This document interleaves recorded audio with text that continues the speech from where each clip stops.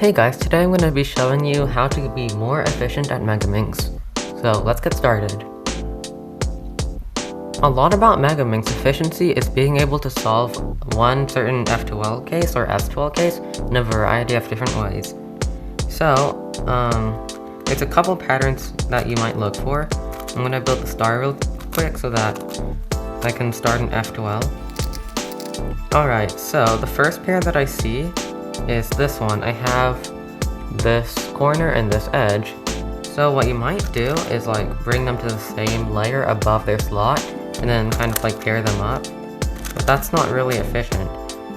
The other way you can do it is to just pair them in a different way, like this.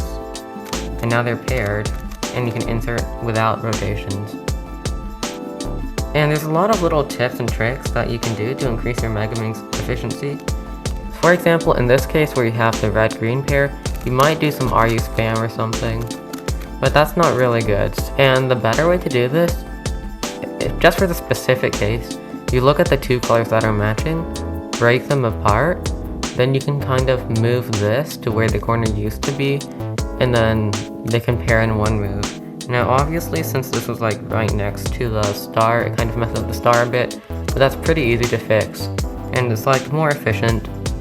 TPS is lower because it's not 2gen, but it's way more efficient and it's easier to look ahead to the next pair, such as this one, which instead of doing this, then kind of like setting them up, you can actually just set them up just like that. It's a lot easier. And then I have a free pair here. And then, yeah. Another pattern to look out for is when you have the corner facing up, and then you have the edge that's somewhere far away from it, or even next to it. So in these cases, what you might want to do is try to set the edge and the corner up so that different colors are facing towards you. For example, here, we have yellow and blue that are facing towards me. And that means you'll know that they're gonna pair up like this, but if it's the same color, like yellow and yellow, then they won't pair.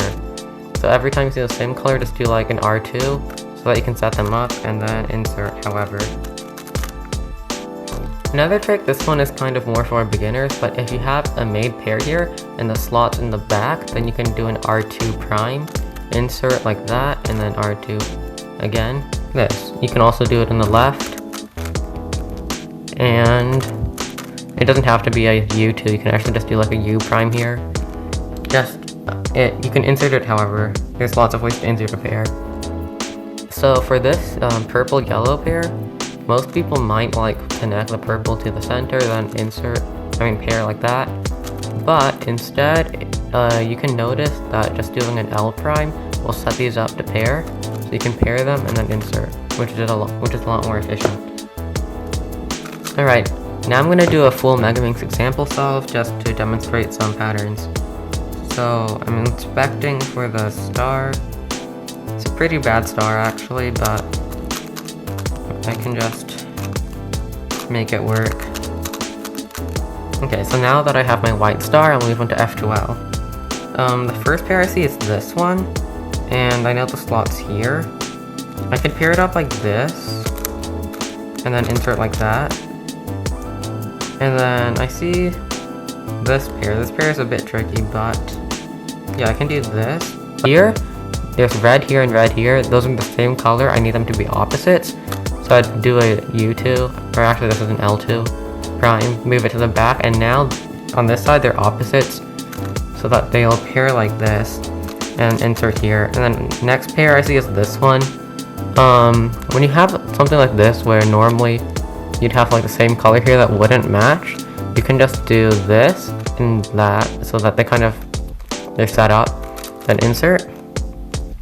Next pair I see is this one. This one's pretty intuitive, just like break it apart, put it back together. And then here I'll insert into the back with an R2 prime insert. And the corner is here, edge is here. This is a pretty bad case actually, but I could do this and then insert into the back with an R2 again. Okay, moving on to S2L, I start with orange. So, I found my orange edge. And then I see these two pieces, I pair them. and then I will insert like that. Next, the edge is here, so I'll attach the edge. I see these two pieces here, but I can't pair them right now, so let's insert the edge. Then here, I can pair them with like that, and then I can just insert. Next is this corner and this edge.